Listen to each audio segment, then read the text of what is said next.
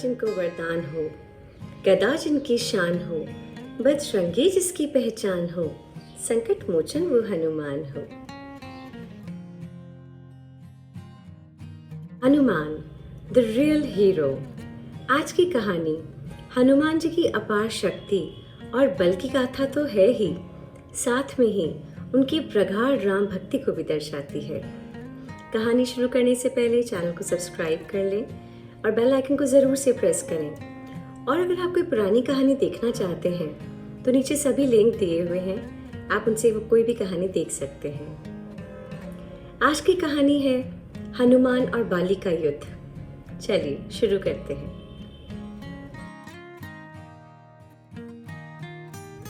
यह बात हम लोगों में से कई लोग जानते हैं कि बाली और सुग्रीव ब्रह्मा जी के औरस पुत्र थे।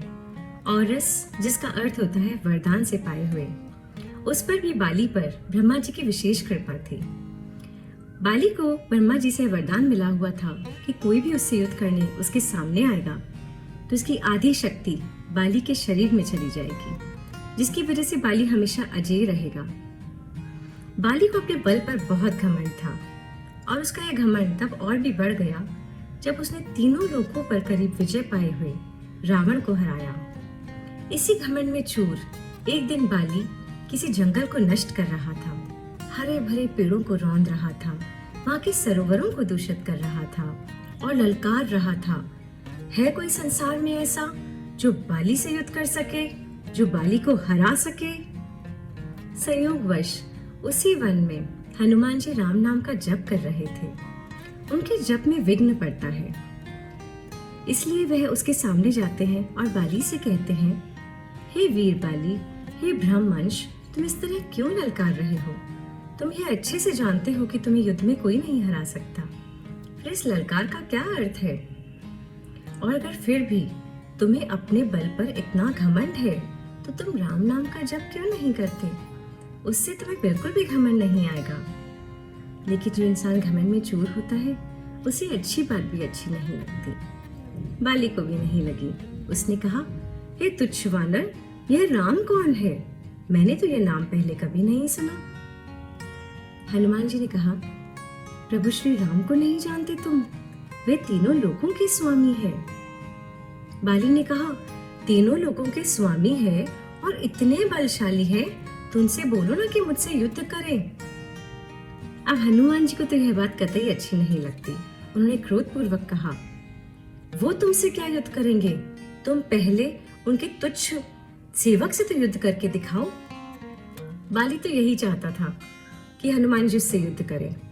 हनुमान जी ने हाँ कर दिया और बाली ने यह मनौती करवा दी कि नगर के बीचों बीच कल हनुमान और बाली का युद्ध होगा। अगले दिन जब हनुमान जी बाली से युद्ध करने के लिए अपने घर से निकल रहे थे, तब ब्रह्मा जी आते हैं और उनसे कहते हैं, हनुमान जी, आप बाली को क्षमा कर दीजिए, उससे युद्ध मत करिए।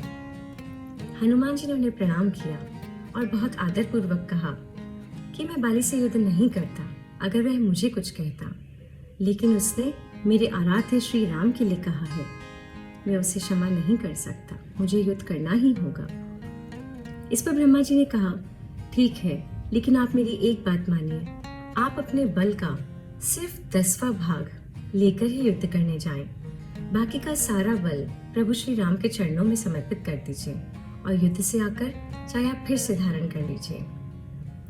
ब्रह्मा जी की बात का मान रखते हुए हनुमान जी ने अपनी सारी ताकत का सिर्फ 10वां भाग अपने शरीर में रखा और युद्ध करने चले गए। जैसे ही उन्होंने अखाड़े में अपना एक पांव रखा, उनका आधा बल बाली के शरीर में चला गया और इस बल के कारण बाली का शरीर फूलने लगा और इतना फूलने लगा कि उससे रक्त बहने लगा। बाली घबरा गया, उसे कुछ समझ में नहीं आ रहा था। तभी वहां पर ब्रह्मा जी आते हैं और बाली से कहते हैं, अपने प्राण बचाना चाहते हो तो यहाँ से बहुत दूर भाग जाओ।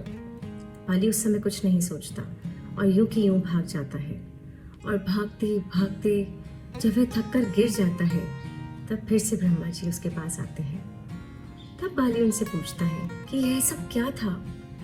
हनुमान जी के सामने आते ही मेरा शरीर ऐसे क्यों फूलने लगा? ब्रह्मा जी ने पूछा कि एक बात बताओ, जब हनुमान जी तुम्हारे सामने आए तब तुम्हें कैसा लग रहा था? बाली ने कहा, मुझे ऐसा लगा जैसे सूरज का तेज मेरे शरीर में समा गया हो, मेरे बाजुओं में समुद्र की लहरें उठ रही हो। यह सब क्या था?